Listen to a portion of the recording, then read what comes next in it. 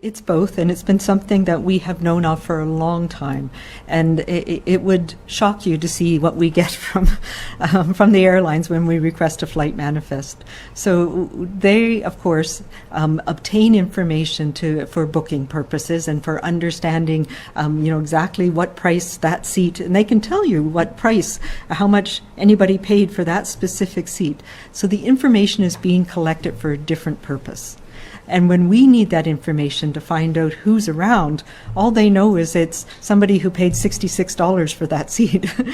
So we get information that may be related to who booked the ticket. So if you're booking on points, it may be whoever owns the points, that name will be on it. We very rarely get accurate information about contacts, even where people live. So it makes it a challenge to know if we need to provide information to somebody in another province, or if that person's out of country, where they're staying when they are here. So it really is a disconnect in the system, and this is something that we've made recommendations to Transport Canada and to our federal counterparts. During this COVID time, we need to be able to find people quickly. Introductions from other provinces, but also from other countries into Canada, are one of the things that put us at risk.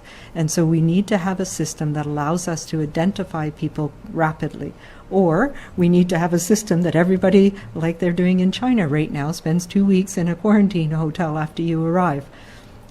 I don't think that that's as far as we need to go right now.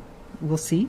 But at least to be able to have contact information, a name, an address, a phone number, where they stay or where they're living, that would be incredibly helpful in allowing us to do this efficiently.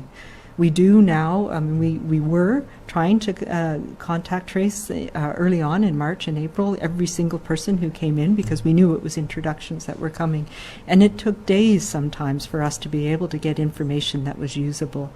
And when we moved to everybody being required to quarantine and everybody else just not traveling, we suspended that. We're now at the point where we need to find everybody again. So a really important thing would be able to get information, accurate information, that we can contact people quickly. Do you have a follow-up question, Zara? Yes, please. So Air Canada did tell CBC it provides all information necessary for contact tracing, and it's done within 24 hours.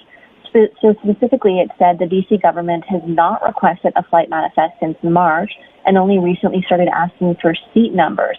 So they say they've tried to reach out and address concerns that continue to be raised by the BC government, but haven't had a response. What's your response to that? And could we also get an answer in French, please?